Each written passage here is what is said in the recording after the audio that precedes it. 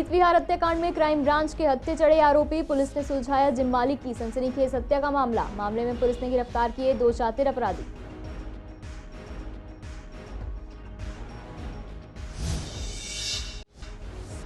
करावल नगर की 28 झुग्गियों को मिला खाली कराने का नोटिस। लोगों को 21 दिन के भीतर वैकल्पिक बंदोबस्त करना जरूरी। एसडीएम करावल नगर ने दिया 21 दिन का समय।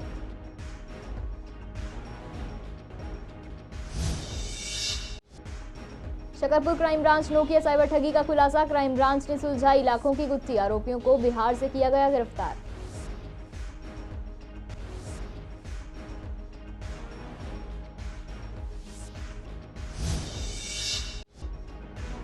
टीचर पर हुए हमले के बाद सभी टीचर्स में डर का माहौल। 12वीं क्लास के छात्र ने टीचर को घोंपा था चाकू। बच्चों को डांटने से हिचक महसूस करेंगे टीचर्स।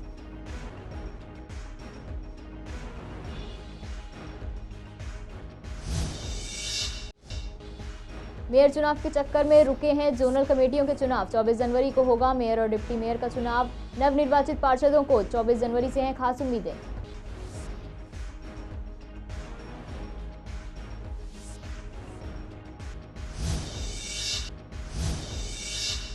नमस्कार, स्वागत है आपका पूर्वी दिल्ली खास में और मैं हूं आपके साथ सार्विका श्रीवास्तव। रुक करते हैं खबरों की ओर।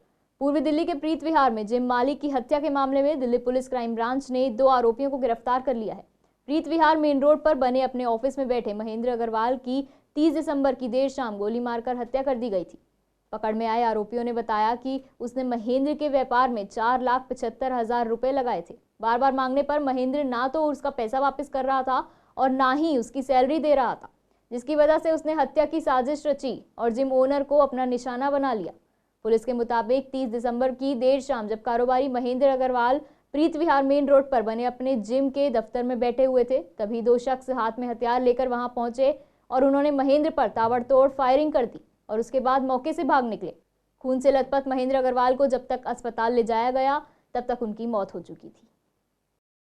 करावल नगर लोनी गोल चक्कर फ्लाईओवर के नीचे 28 झुग्गियों को खाली कराने का नोटिस दिया गया है। झुग्गियों में रह रहे लोगों को 21 दिन के भीतर अपने लिए वैकल्पिक बंदोबस्त करना होगा। लोनी रोड पर ट्रैफिक के दबाव की वजह से पीडब्ल्यूडी ने अंडरपास बनने की योजना बनाई थी।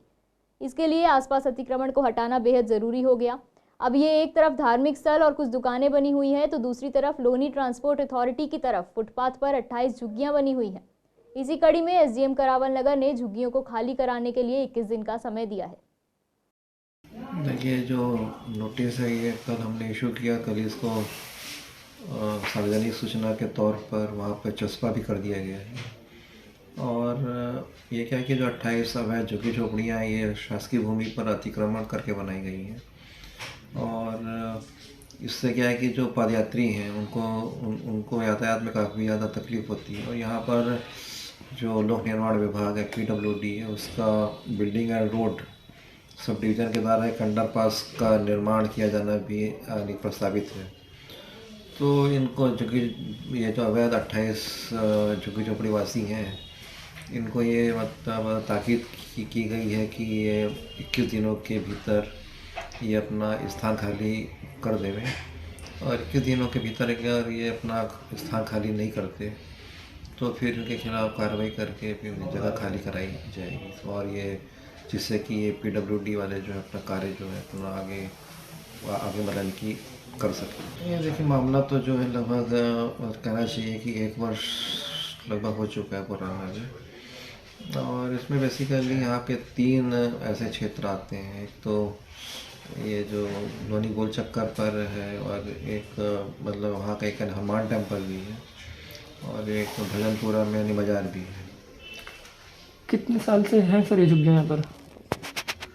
ये झुग्गियाँ जो है काफ़ी लंबे समय से हैं कि ये बेसिकली यानी लोहारों की यानी बस्तियाँ हैं ये। और लेकिन ये क्या है कि पूरी तरीके से अवैध है। और इसमें क्या है कि जो माननीय सर्वोच्च न्यायालय ने 2018 में एमसी मेहता और भारत संघ के मामले में इस प्रकार की झुग्गियों को हटाने के लिए एक आदेश भी पारित किया है। पूर्वी दिल्ली के शकरपुर क्राइम ब्रांच ने साइबर ठगी मामले में 2 आरोपियों को गिरफ्तार किया है। ये मामला साउथ दिल्ली के सीमेंट व्यापारी का है, जिसके साथ करीब 58 लाख की साइबर ठगी हुई है। दरअसल उसके पास एक मैसेज आया था कि अल्ट्राटेक सीमेंट के 2000 या उससे अधिक बैग की खरीद पर उसे 2000 रुपये की दर से अधिमान्य दर प्राप्त होगा, यानी 300 रुपये प्रति बैग। फिर 2-3 दिनों के बाद शिकायतकर्ता ने उसी मोबाइल नंबर पर डायल किया और प्राप्तकर्ता ने खुद को वरिष्ठ बिक्री प्रबंधक शंकर पुरोहित के रूप में पेश किया। कुछ इस तरह ये मामला उलझता चला गया, लेकिन इसी को लेकर शकरपुर की क्राइम ब्रांच ने इस मामले की संवेदनशीलता को ध्यान में रखते हुए इंस्पेक्टर के नेतृत्व में एक टीम गठित की। फिर तकनीकी जानकारी और स्थानीय पूछताछ के आधार पर नवादा और नालंदा बिहार के क्षेत्रों में लगातार छापेमारी की गई और ठोस प्रयासों के बाद टीम द्वारा बिहार के नवादा और नालंदा से आरोपियों को गिरफ्तार किया गया। आरोपियों के पास से नगद पैसे, कई SIM card, mobile phone, ATM card, passbook और अन्य विविध के साथ करीब 1 करोड़ रुपए बरामद हुए हैं। दिल्ली के इंद्रपुरी थाना इलाके में सरकारी स्कूल के टीचर पर हुए हमले के बाद ही सभी स्कूल के टीचर्स इस समय डर के माहौल में हैं। कहीं ना कहीं उन्हें अपनी जान का खतरा सता रहा है। ऐसा इसलिए क्योंकि कल टीचर पर जो हमला हुआ उसकी वजह से उनके मन में खौफ पैदा हो गया है। अब ऐसे में टीचर्स का कहना है कि वो बच्चों को डांटने से भी हिचक महसूस करेंगे। जहां एक और उनका काम है बच्चों को अच्छी शिक्षा देना, तो वहीं दूसरी ओर उनका हक है बच्चों को डांटना। लेकिन इस घटना के बाद से ही सभी टीचर्स डर के माहौल में हैं। हालांकि ये कोई पहला मामला नहीं है, लेकिन ऐसी घटनाओं से विभाग को सख्त कार्रवाई जरूर करनी चाहिए। देखिए, मैं इस घटना की बिल्कुल दिल से निंदा करता हूँ। ये बहुत बुरी घटना है और ये शिक्षा के क्षेत्र के लिए इतनी निंदनीय घटना है कि वास्तव में इससे जो शिक्षक काम कर रहे हैं ना, उनके बिल्कुल स्टेप रुक रहे हैं। वो अब करेंगे, काम करते हुए डरेंगे। जैसे कोई बच्चे को टीचर अगर किसी कारणवश डांटता है या टोकता है तो वो अब नहीं कर पाएगा। उन्हें डर लगेगा इन बातों से कि भाई ऐसी ऐसी घटनाएं होंगी तो कौन करेगा, क्योंकि सबको पहले अपने स्वयं की सुरक्षा चाहिए होती है। और बच्चे को हम डांट रहे हैं उसके हित के लिए, लेकिन बच्चे वो कुंठित होकर पता नहीं किन कारणों से, कि उनके पास परिवार में उनको संस्कार नहीं मिल रहे हैं, क्या वजह है क्या नहीं है, वो टीचर्स के साथ ऐसे व्यवहार करेंगे तो कोई भी टीचर जो है आगे बढ़ के काम नहीं करेगा, सब डरेंगे। जो बच्चों की तरफ बिल्कुल मॉरल एजुकेशन नहीं जा रही है। हालांकि डिपार्टमेंट ने और बहुत सारी चीज़ें शुरू की हैं, हैप्पीनेस हैं वगैरह सब चीज़ें शुरू की हुई हैं, लेकिन उसके बावजूद भी जो बच्चों को समझाने का जो काम पहले होता था ना, परिवार में संयुक्त परिवार होते थे और ऐसे जैसे मोबाइल का इतना प्रभाव नहीं हुआ करता था, तो पहले थे बच्चों में। लेकिन अब क्या है कि मोबाइल से या बच्चों में एकल परिवार में रह रहे हैं, कुंठित होते हैं, वहाँ पर साधनों की कमी है, तो बहुत सारी चीज़ें ऐसी हैं कि बच्चों के अंदर आ रही हैं और वो उन कुंठा का जो है कहीं ना कहीं इस तरह से निकल के आ रहा है। जो ये परिस्थितियाँ बन रही हैं, इसने तो सभी को हिला के रख दिया है। क्योंकि अगर हम कड़ाई नहीं करते कुछ, तो डिपार्टमेंट जो हमारे ऊपर है कि आपका रिजल्ट क्यों ख़राब है, क्यों बच्चे इतने कम आ रहे हैं, इस तरह का दबाव है। और अगर कड़ाई करते हैं तो यहाँ अपनी जान की जोखिम है। इन दोनों में तो ये है कि दोनों तरफ हमारे हैं, हम बीच में पिसने वाली स्थिति हो गई है। एक तरफ कुआं एक तरफ खाई, तो ये स्थिति ये बन गई है और ये बहुत ही चिंतनीय है। इतनी वो नहीं है कि क्यों आखिर हो रहा है ये, कैसे हो रहा है, बहुत लंबा विषय हो जाएगा इस पर चर्चा करना। लेकिन यह है कि सभी को इस पर विचार करना चाहिए। तमाम तरह की जो परेशानियां हैं टीचर्स की, उस पर ध्यान दिया जाए। देखो, डर तो लगता है, बट बात ये है कि बच्चों को अगर हम प्रॉपर संस्कार देंगे ना तो शायद ऐसा नहीं होगा। पर बच्चों को संस्कारित करना सबसे मेन बात है। बच्चा स्कूल में आता है, बच्चा 8 घंटे 6 घंटे स्कूल में रहता है, तो वो स्कूल में क्या है कि आचार्य के पास इतना टाइम होता है, अध्यापक के पास, कि वो शायद बच्चे को थोड़ा सा करे। तो हमें जो है बच्चों के अंदर एक एथिक्स या कुछ भी कह लो आप, वो जो है गुड हैबिट्स या संस्कार, उनको करने की ज़्यादा जो है ज़रूरत है। 6 जनवरी को एमसीडी हाउस में हुए हंगामे, तोड़फोड़ और धक्का मुक्की के बाद से ही सबको मेयर चुनाव का इंतजार है, क्योंकि जब तक मेयर चुनाव नहीं हो जाते तब तक जोनल कमेटियों के चुनाव भी रुके रहेंगे। अब ऐसे में हमने पूर्वी दिल्ली के नवनिर्वाचित पार्षदों से बात की तो बीएस पवार ने आप पर तंज कसते हुए कहा कि जिस तरह 6 जनवरी को लोकतंत्र के मंदिर में हंगामा किया गया वो अच्छा नहीं था। अगर वो हंगामा नहीं हुआ होता तो अब तक वार्ड कमेटियां भी अस्तित्व में आ गई होती। लेकिन अब लोगों को जो काम रुके पड़े हैं उनको दूर करना जरूरी है। वहीं दूसरी ओर संदीप कपूर ने भी 24 जनवरी को होने वाली मेयर चुनाव से खास उम्मीदें जताई हैं ताकि सभी रुके हुए काम अस्तित्व में आ जाएं। जो लोगों की एस्पिरेशंस हैं, लोगों के जो काम रुके पड़े हैं और बड़ी बड़ी जो समस्याएं लोगों की हाउस टैक्स से संबंधित है, हेल्थ से संबंधित है, लाइसेंस से संबंधित है, डेथ एंड बर्थ सर्टिफिकेट हैं, बहुत सारी ऐसी समस्याएं जो एमसीडी से चयनित जो पार्षदों के पास समस्या आ रही हैं उनको दूर करना है। और ये दूर जब वार्ड कमेटी में अधिकारियों की बैठक उनके साथ विचार विमर्श करके ये सब दूर हो सकती हैं। तो संभवतः जो कमियां इन 6-7 महीनों में रही वो जल्दी से पूरी हो, ऐसी आशा के साथ 24 तारीख को ये चुनाव स्टैंडिंग कमेटी मेयर और डिप्टी मेयर के हो जाएंगे। उसके बाद वार्ड कमेटी के भी अपने अस्तित्व में आएंगी। और दिल्ली में जो लोगों को काम रुके पड़े हैं और जिस तरह से निरुत्साहित होकर के लोग बैठे हुए हैं चुनाव के बाद, वो उत्साहपूर्ण वातावरण और लोगों के काम होंगे। ऐसी आशा के साथ मुझे लगता है कि 24 तारीख का चुनाव विधिवत होगा और बाबा साहब अम्बेडकर जो दिए हुए संविधान जो शक्तियाँ प्रदान की गई हैं उनका उपयोग करते हुए यह संभव हो पाएगा। कि जितने काम थे वो अभी अटके हुए हैं और खासकर जो बजट था वो 25 जनवरी को अप्रूव होना है। और ज़्यादातर हमने देखा कि जब अधिकारी किसी बजट को देते हैं तो उसमें नए नए टैक्स लगाते हैं या टैक्स के रेट को बढ़ाते हैं, लेकिन जनता के साथ जुड़े होने के कारण पार्षद जो है उन टैक्सों में कटौती की भी बात करते हैं और नए टैक्स लगाने के हम हमेशा भारतीय जनता पार्टी में खिलाफ रहे हैं। अब अगर नए टैक्स लग गए तो इनकी जिम्मेदारी आम आदमी पार्टी की होगी। इसके साथ साथ हम देखते हैं कि जोन का जो गठन है वो भी बहुत लेट हो रहा है, क्योंकि छोटे छोटे काम जैसे पार्कों की मेंटेनेंस है, गड्ढे भरना है, मटेरियल अरेंज करना है, सफाई कर्मचारियों के बारे में कुछ सोचना है, सफाई की व्यवस्था ठीक करनी है, बहुत सारी ऐसी मशीनरी है जो केंद्र सरकार ने दी है, उनके कॉन्ट्रैक्ट रिन्यू करने हैं। नर्सरी स्कूल एडमिशन के लिए आज पहली लिस्ट जारी की गई, जिसमें बच्चों को उनके पॉइंट्स 100, 90 और 80 के बेसिस पर एडमिशन दिया जा रहा है। लिस्ट में कई बच्चों के नाम आने से पेरेंट्स भी खुश नजर आए। ऐसे में जब हमने उनसे बात की तो उन्होंने यही कहा कि हमें उम्मीद थी कि लिस्ट में नाम आ जाए। वहीं कुछ पेरेंट्स ऐसे भी मिले जिन्होंने अपने बच्चों के लिए 10-12 स्कूलों में फॉर्म भरे हुए थे, जिससे कि किसी न किसी मनचाहे स्कूल में नाम आ जाए। इसी कड़ी में एडमिशन इंचार्ज का कहना है कि मात्र 200 सीट्स के लिए काफ़ी फॉर्म्स आए थे और उसके लिए फ्री ड्रॉ निकाला गया था और उन लोगों की लिस्ट भी लगाई गई। इसके बाद अगर कोई ड्रॉप करता है तो एडमिशन की नेक्स्ट लिस्ट निकाली जाएगी और उसके बाद 31 मार्च तक एडमिशन क्लोज कर दिए जाएंगे। मैम लिस्ट वैसे जैसे हर बार क्राइटेरिया रहता है हमारा, पॉइंटर के बेसिस पे हमने लिस्ट आउट करी है हाईएस्ट पॉइंट्स की। सो 70 तक की हमने फर्स्ट लिस्ट आउट करी है अभी, तो उसमें से first come first serve basis पे हम एडमिशन करेंगे। मैम कैटेगरी डिसाइड करती है, अगर 100 पॉइंट किसी का होगा तो 100 पॉइंट्स भी आएंगे। We have started from the maximum actually 90, 80 and 70 हमने तीनों कैटेगरी पिक करी है। लाइक नंबरिंग कुछ 90 के हैं, कुछ 80 के हैं, कुछ 70 के लिए। तो अभी डाटा तो मैं नहीं शेयर कर पाऊँगी, I don't have that handy data with me.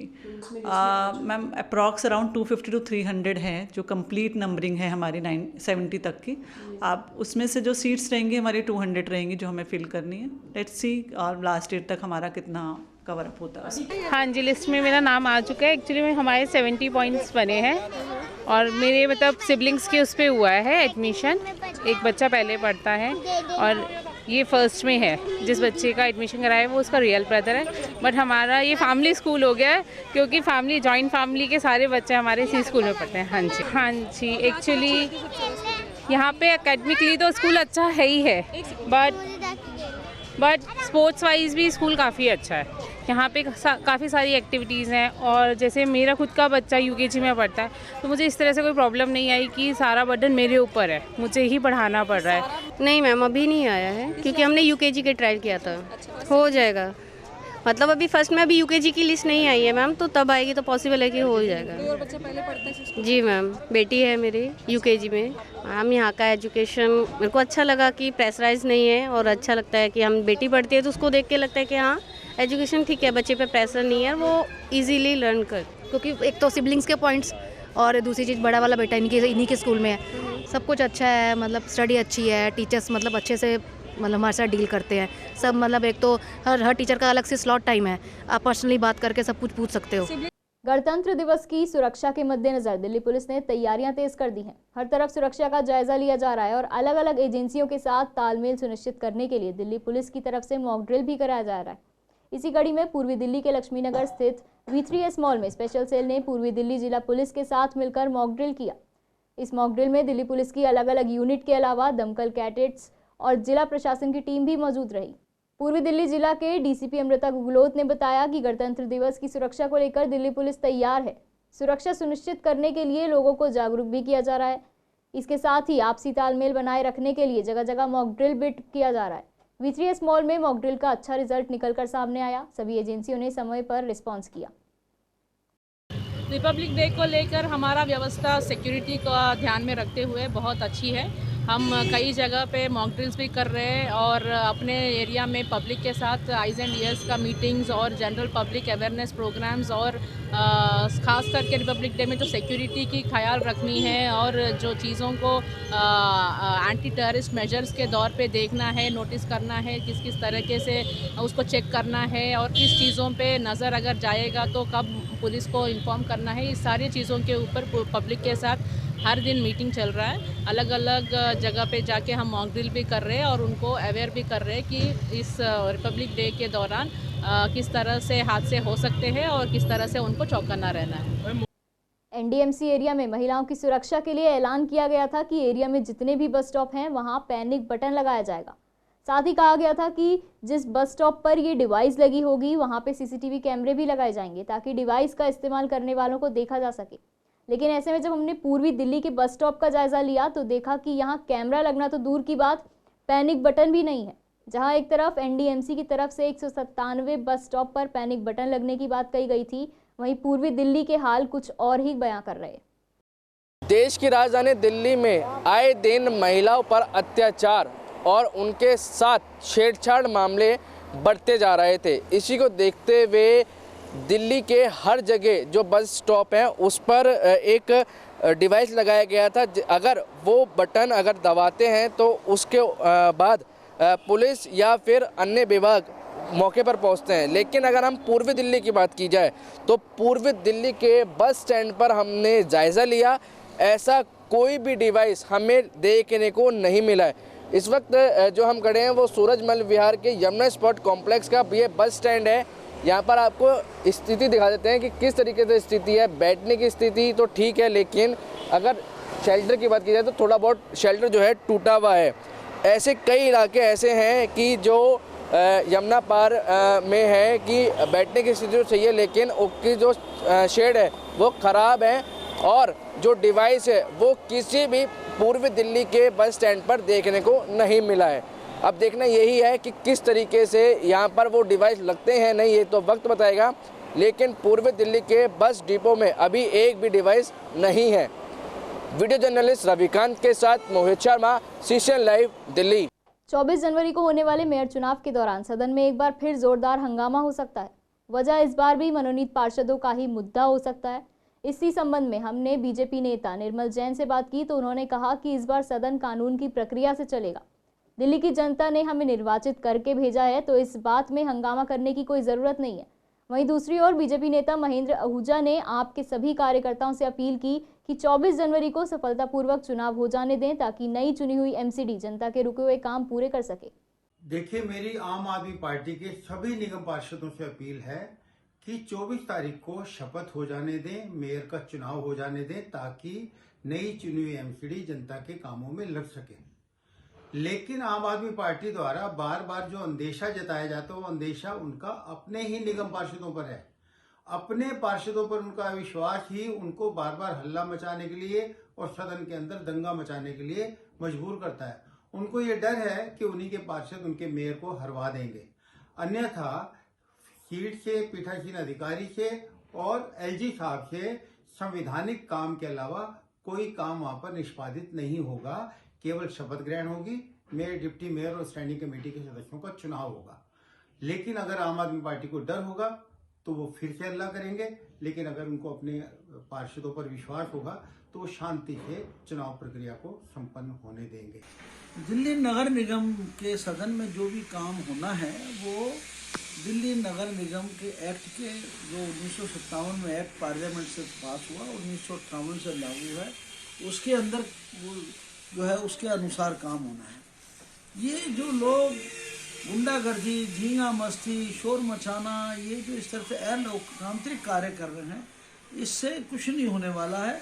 ये दिल्ली की जनता के साथ वास्तव में एक बहुत बड़ा धोखा है और मेरा यही निवेदन है कि जो दिल्ली के प्रशासक माननीय उपराज्यपाल, जो एक्ट में लिखा हुआ है बड़ा क्लियर कट, उसके अंदर वो है कि जो दिल्ली के प्रशासक हैं, जो एडमिनिस्ट्रेटर ऑफ दिल्ली, वो जो नियुक्त करेंगे, उन्होंने पीठासीन अधिकारी श्रीमती सत्या शर्मा को बनाया है। तो वो सबसे पहले शपथ दिलाएगी और शपथ दिलाने के बाद वो महापौर का चुनाव कराएंगे। उनका इतना काम है। महापौर के चुनाव के बाद फिर उप महापौर का चुनाव महापौर करेंगे।